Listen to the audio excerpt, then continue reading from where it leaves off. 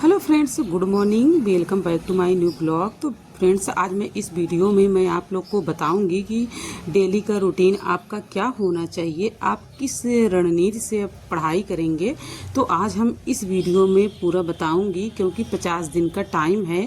तो 50 दिन से समझो ज़्यादा टाइम नहीं है इसमें। तो कुछ टाइम यूँ ऐसे ही चले जाते हैं कि जिस दिन आपकी 1% भी पढ़ाई नहीं होती है।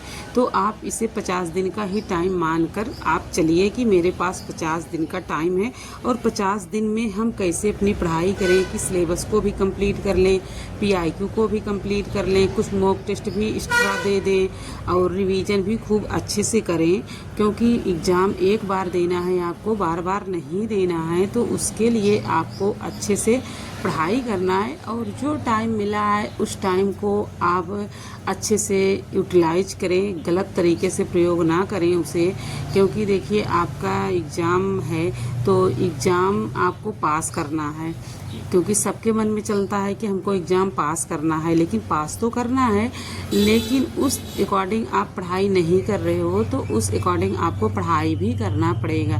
क्योंकि सबके दिमाग में ऐसी चीज़ें चलती हैं कि हम आज नहीं पढ़े हैं, चलो कल पढ़ लेंगे, परसों पढ़ लेंगे। तो सबको ये चीज़ होती है, लेकिन कल कभी नहीं आता है, क्योंकि कल हमारा आपका खुद इंतज़ार कर रहा है।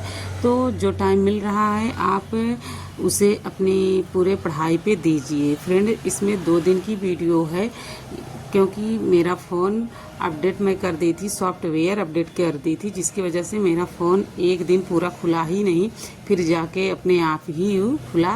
मतलब अपने आप ही क्या बोलें कि मैंने तीनों बटन को दबाया तब जाके वो खुला। मैंने सोचा कि चलो सॉफ्टवेयर अपडेट किए हैं, खुल जाएगा खुल जाएगा, ऐसे ही वेट कर रही थी, बट मेरा फ़ोन खुला नहीं।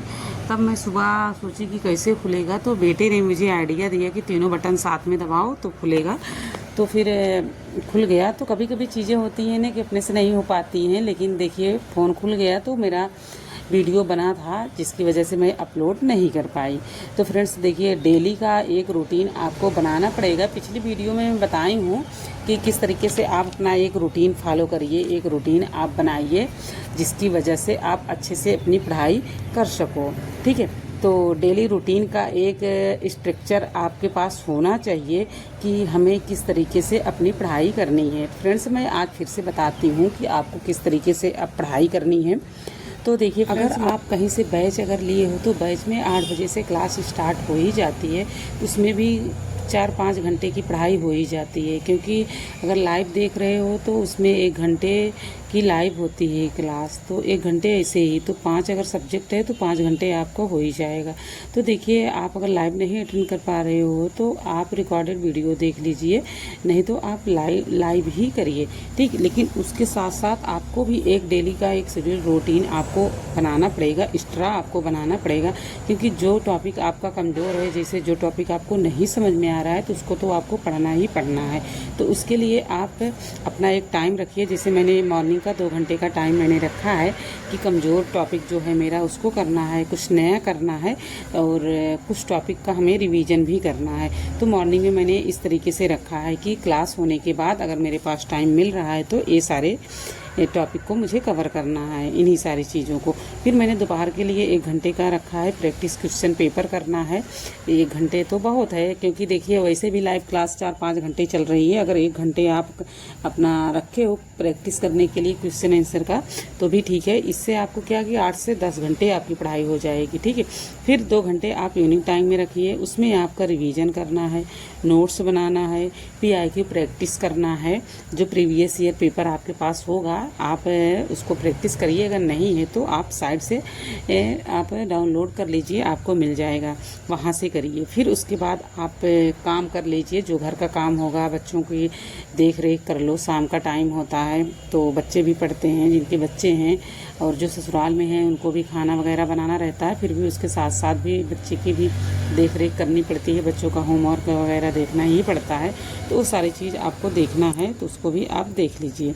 फिर उसके बाद नाइट में आप 1 घंटे आप मॉक टेस्ट एनालिसिस करिए कि मॉक टेस्ट जो मतलब कि आप दिए हैं उसमें आपका क्वेश्चन कौन सा गलत है, कौन सा सही है, उसको आप देखिए। क्योंकि आप एक दिन अपना रख लीजिए ना, हफ्ते में 1 या 2 टेस्ट आप रखिए। वैसे तो फ़िलहाल 1 ही रखिए अभी, जैसे संडे को आप रख लीजिए, क्योंकि संडे को अगर आप कहीं से क्लास वगैरह लिए हैं तो क्लास तो चलेगी नहीं संडे को उनकी छुट्टी होती है, ऐप पे छुट्टी रहती है। कभी कभार हो सकता है कि कोई मैराथन क्लास लग जाए या कुछ टॉपिक लग जाए, बाकी तो छुट्टी रहती है। तो उस दिन आपको सिर्फ रिवीजन करना है और मॉक टेस्ट को देना है। सिर्फ यही करना है कि एक हफ्ते में आपने क्या पढ़ा है उसका रिवीजन कर लीजिए। अगर आप नोट्स नहीं बनाए हैं तो आप वीडियो जो है आपको मिली है, आप उसी से अपना रिवीजन कर लीजिए, स्पीड बढ़ा के करिए, क्योंकि एक हफ्ते की पढ़ाई आप एक हफ्ते में आराम से कर सकते हो। क्योंकि एक हफ्ते में कितनी क्लास होती हैं, मान लीजिए 5 क्लास 6 क्लास होंगी, किसी किसी दिन नहीं भी होती है। तो आप स्पीड बढ़ा के करिए तो फिर हो ही जाता है हमारी समझ से, तो हो जाएगा, आराम से हो जाएगा। जितने सब्जेक्ट, कभी कभी तो 40 मिनट की वीडियो होती है, जो भी सब्जेक्ट रहेगा आपका हो जाएगा संडे का रिवीजन। तो संडे में आप रिवीजन को ही रखिए। तो इसी तरीके से आप अपनी पढ़ाई करिए। मैं पढ़ाई तो हर दिन कर पाती हूँ, लेकिन वीडियो अपलोड नहीं कर पाती हूँ। कभी कभी टाइम नहीं मिल पाता है वीडियो अपलोड करने का। सोचती हूँ कि वीडियो अपलोड कर देंगे, चलो अभी कर देंगे। इसी चक्कर में मेरा पूरा टाइम चला जाता है। वीडियो तो मेरे पास रिकॉर्डिंग रहती है, लेकिन मैं वॉइस ओवर नहीं कर पाती हूँ। सोचती हूँ अभी कर लेंगे, नहीं कर पाते हैं। फिर फैमिली में भी हैं तो बहुत सारे शोर होने लगते हैं, कहीं नहीं जा सकते हैं इधर उधर की। कहीं बैठ के हम सोचते हैं कि चलो इधर कर लेंगे उधर कर लेंगे, लेकिन साइड से बहुत सारी आवाज़ें आने लगती हैं, तो फिर मैं वीडियो को वॉइस ओवर नहीं कर पाती हूँ। फिर काम भी हो जाते हैं घर में, तो काम भी रहता है तो नहीं हो पाती है। सोचते हैं कि रेगुलर करेंगे, नहीं, चीज़ें नहीं हो पाती हैं। सब कुछ तो करना थोड़ा सा मुश्किल भी है, क्योंकि देखिए अपनी पढ़ाई भी करना है और यूट्यूब भी चलाना है। तो चलाना सोचते हैं कि देखिए चलेगा इसे कम ज़्यादा करके, लेकिन देखिए पढ़ाई पे ज़्यादा फोकस करना है, क्योंकि रिपीटेड पेपर निकालना है एक बार, बार नहीं, क्योंकि उसमें भी पैसे लगते हैं। एक फॉर्म भरने के लिए 1200-1300 लगते हैं। मेरे तो 1200 लगे थे, क्योंकि OTR भी करवाना था और फॉर्म फिलअप भी हुआ था, तो मेरा तो 1200 लगा था। बट आप लोग बताइएगा आप लोग को कितना लगा था रिपीटेड फॉर्म फिलअप होने में। तो देखिए 1200 लगता है। देने से अच्छा है कि एक बार पढ़ो, अच्छे से पढ़ो और एक ही बार में रिपीटेड पास कर जाओ। तो उसके लिए तो कई घंटों की मेहनत होनी चाहिए, तभी पास